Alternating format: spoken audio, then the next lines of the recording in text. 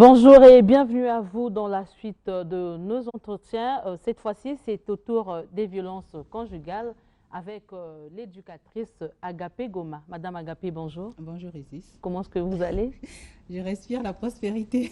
Alors, Madame Agapé, les injures, les agressions, le harcèlement sexuel constituent les violences conjugales dans un ménage. On en parle justement avec vous ce matin.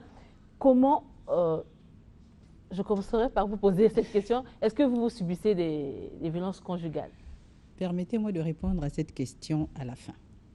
Mais avant, j'aimerais faire part au public qui nous suit, vous faire part d'une scène à laquelle j'ai personnellement assisté. Quand j'avais 13 ans, je vivais en face d'un couple qui se bagarrait tous les jours, du 1er janvier au 31 décembre. Et c'était entre 4 heures et 5 heures du matin. Ce couple avait 2 enfants, un qui avait 4 ans et un nourrisson de 9 mois. Et on entendait « Aïe, mamakou » et tout. On savait qu'il était déjà 4 heures ou 5 heures. C'était comme un réveil pour C'était un vous. réveil pour nous, comme on devait aller à l'école, et c'était ça. Et je me demandais pourquoi est-ce que ce couple se bagarrait alors que chez moi, il y avait une sorte de tranquillité. Madame Agapé, Oui. comment des personnes qui se sont aimées au départ de leur union peuvent en arriver là? Vous savez, au début, lorsque le Créateur a institué le mariage, c'était pour faire du huis clos familial un havre de paix. Mais nous en avons fait, regrettablement, un ring, un champ de bataille. Pourquoi? Déjà le rejet de Dieu.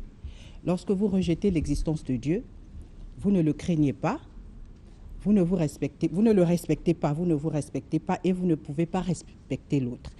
Il est aussi dit, aime Dieu, aime ton prochain comme toi-même. Si tu n'aimes pas Dieu, tu ne t'aimes pas, tu ne peux pas aimer ton prochain. Le philosophe a dit, connais-toi toi-même.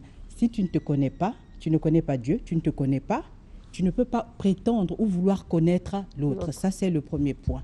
Le deuxième point, il y a la profession de foi. Quand vous vous mettez ensemble, ça c'est mon avis, lorsque vous avez la foi divergente, il y aura un problème parce que l'un dira « Non, chez moi, voilà comment on se comporte ». Et un monsieur est venu vers moi pour me dire « En matière de relations sexuelles, ma femme, par exemple, refuse d'adopter telle position parce qu'elle me dit que chez elle, c'est interdit, c'est animal de faire ça ». Ça aussi, c'est un point. Il y a le choix du conjoint. Lorsque vous voulez vous marier, au lieu de jouer à touche pipi, de faire les gousi-gousi, les guili-guili, cherchez à savoir le background de ce monsieur ou de cette femme. Elle sort d'où? Est-ce qu'elle a grandi dans un milieu où il y a eu des violences conjugales? Et là, vous pourrez voir si vous pouvez continuer la relation ou pas. Si le monsieur vous tape déjà 2 fois, faites attention parce qu'il n'y a pas 2 sans 3. Quand vous allez vous marier, cette personne finira par vous tabasser.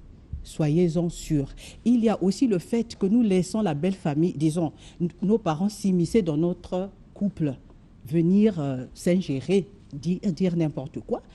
Ils peuvent donner de mauvais conseils à leur fils ou à leur voilà.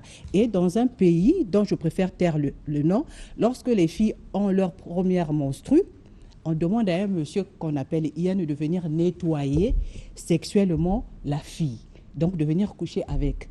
Une fille comme ça, quand elle va grandir, aura un dégoût pour le mariage et surtout pour les rapports sexuels. Ça va être comme une corvée pour ce genre de fille. Lorsque son mari aura besoin d'elle, elle va toujours refuser. Et il y a des gens qui sont aussi des sadomasochistes. Pour eux, avoir une relation avec quelqu'un, il faut toujours se bagarrer. Pour eux, c'est une preuve d'amour. J'ai connu une maman comme ça qui m'a dit « Ah, moi, quand je grandissais, j'aimais aller à la plage avec mon petit ami. Quand il ne me tapait pas, je n'étais pas à l'aise. » Je me suis dit « Mais la maman, là, est-ce que ça va bien dans sa tête ?» Quand on ne la tapait pas, elle n'était pas à l'aise. Et il y a des femmes aussi qui ont... Leur bouche, là, c'est une mitraillette. Elles passent leur temps à rafaler des mots cyniques, obscènes contre l'homme. Mais l'homme, qu'est-ce qu'il va faire? Il va utiliser votre corps comme tam-tam parce qu'il ne va pas accepter que vous puissiez l'humilier comme ça. Donc, les raisons sont innombrables. Je préfère m'arrêter là. Je ne sais pas si vous avez... Madame Agapé, en peu de mots, hein, Oui. parlez-nous des conséquences qui peuvent découler de ces violences sur les conjoints et les enfants. Voilà, j'aimerais souligner quelque chose avant de répondre à cette question. Nous parlons ce matin des violences dans le couple, pas des violences faites aux femmes. Ça, c'est un autre débat. Oui, oui. Donc, dans les violences, ce genre de violence, il y a une femme sur 3 qui est victime de ça et un homme sur 20 victime de violences conjugales. Alors, quelles sont les conséquences? Il y a le dégoût pour le mariage. Les enfants vont être affectés émotionnellement. Ils n'auront pas envie de se marier. Et même s'ils se mariaient, ils vont reproduire la même chose. On dit que le bon sang ne ment jamais. C'est ce qu'ils vont reproduire. Et je vous ai parlé de cette femme au début qui se chamaillait sans cesse avec son mari. Après, nous avons découvert qu'elle a grandi dans un milieu où ses parents se chamaillaient tout le temps. Donc, sa mère insultait son père et le père battait sa mère. Aussi, j'aimerais dire qu'il y a plusieurs formes de violence conjugale. Lorsque nous voyons une personne avec une torche, une lampe de poche dans les yeux, on se dit il y a eu bagarre, mais il y a plus que ça. Il n'y a pas que les violences physiques, il y a les violences économiques ou financières. Il y a des hommes après qui ne veulent plus donner de l'argent à leur femme. Il y a des violences administratives. Certains papiers sont saisis. On ne veut pas donner à son conjoint, à son partenaire, certains documents administratifs. Il y a aussi des violences spirituelles. J'ai parlé de la foi. Ah non, chez moi, on ne fait pas ça. Si tu veux que je puisse vivre avec toi, tu dois fléchir, faire ceci, faire ça. Il y a aussi des violences sexuelles. Il y a ce qu'on appelle le viol conjugal. On ne parle pas de ça. Il y a aussi le viol conjugal. Je connais une femme qui est venue me voir pour me dire « Mon mari, c'est un soulard. Quand il finit de boire, il vomit. Arrivé à la maison, il m'appelle. Il ne se lave même pas. Il me dit « Pauline, viens, couche-toi. » Écoutez, c'est la fille de quelqu'un. Sans préliminaire. Rien, il ne sait pas aussi laver. Il est tout sale et il veut de la femme. Ce n'est pas normal. Et quand la femme ne cède pas, voilà, c'est la bagarre. Voilà, c'est la bagarre. Donc, il y a plusieurs formes de violence. Aussi, il y a des violences psychologiques. Ah, toi, regarde, tu ressembles à une patate. Mais avant, j'étais bien svelte, j'étais jolie. J'ai commencé à avoir des enfants, j'ai grossi, je deviens une patate. Ça, c'est des insultes comme ça qui font partie des violences conjugales. Il n'y a pas que les violences physiques. Le bon sang ne ment jamais, vous l'avez dit, Madame Agapé, en tant qu'éducatrice et femme au foyer. Quelles sont les pistes de solutions que vous proposez aux téléspectateurs? Et ça sera votre mot de fin. D'accord. Faites d'abord le contraire de ce que j'ai dit. J'ai avancé des raisons, j'ai parlé de la foi. Essayez de voir, bon, cette personne voilà sa foi. Est-ce qu'avec la mienne, ça peut aller? Donc, il faut faire un bon choix. Il faut également développer certaines intelligences. L'intelligence émotionnelle, l'intelligence interpersonnelle, l'intelligence intrapersonnelle, l'intelligence sexuelle aussi. Il faut développer ce genre d'intelligence, savoir telle personne, je veux vivre avec elle, voilà son tempérament, voilà son comportement, moi, voilà le mien. Est-ce que ça peut aller demain?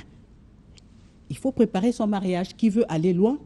Ménage sa monture. Il ne faut pas être surpris dans le foyer. Commencez par lire des bouquins qui parlent du mariage, qui parlent aussi des conflits, des disputes que vous pouvez avoir et comment les régler. C'est vrai que la théorie est très loin de la pratique, mais au moins ayez la théorie.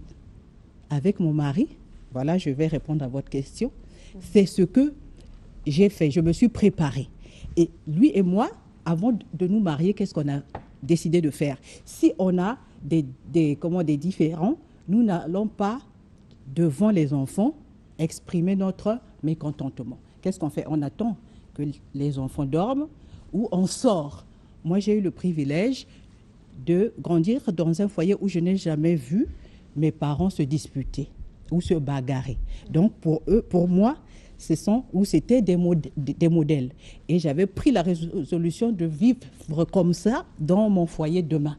Et c'est ce que j'expérimente aujourd'hui. Mon mari, je peux le dire, c'est l'homme le plus heureux. je n'aime pas les disputes. Les apparences sont trompeuses. Quand on me voit dire, ah, la femme, là, non, non, je n'aime pas les disputes. Et quand il veut monter, moi, je me rabaisse. Parce que si l'homme monte et vous montez, ça va dégénérer. Donc voilà, c'est vrai qu'on parle des violences conjugales. Moi, je ne souffre pas de ça et je voudrais que les autres vivent un foyer heureux comme moi. Madame Agapé, pourquoi les violences conjugales de la femme envers l'homme ne sont pas tellement critiquées que celles de l'homme envers la femme? Parce que je pense que l'homme a honte.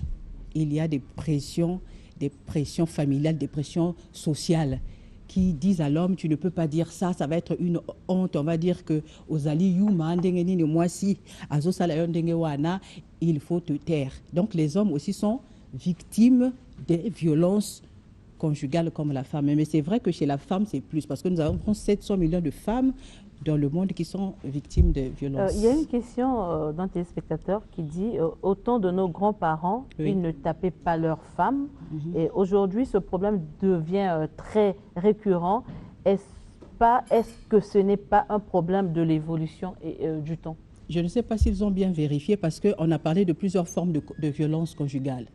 Ce n'est pas quand on voit un œil au beurre noir qu'on se dit qu'il y a eu violence. On a parlé des violences verbales. Nos mères ont souffert des violences verbales et psychologiques.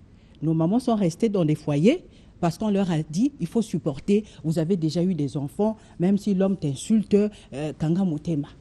Rapprochez-vous de beaucoup de nos mamans, elles vont vous dire que c'est ça. Au nom de leurs enfants, elles sont restées dans ces foyers-là où elles pouvaient peut-être sortir. Mais à cause des enfants, elles sont restées. D'accord, certainement un dernier conseil? Oui, donc un dernier conseil, s'il vous plaît. Préparez votre mariage et sachez que celui que vous allez épouser, ce n'est pas lui qui va vous rendre heureux, mais c'est Dieu qui va vous rendre heureux s'il est dans votre mariage. Pour me contacter, je peux donner mes coordonnées. Oui, allez-y, Madame Agapé. Vous pouvez m'appeler au plus 242 06 451 24 88. J'ai une page Facebook, Agapé Ngoma, et une chaîne YouTube que vous pouvez visiter, Agapé Ngoma. Mon numéro de téléphone, encore une fois, plus 242 06 451 24 88. Merci bien, Madame Agapé, d'être passée sur ce plateau pour nous éclaircir sur ce sujet. Je vous en prie. Voilà, c'était entretien avec l'éducatrice Agapé Ngoma. Avec elle, nous avons parlé des violences conjugales. Tout de suite, Ariam avec Ed Cheverdias.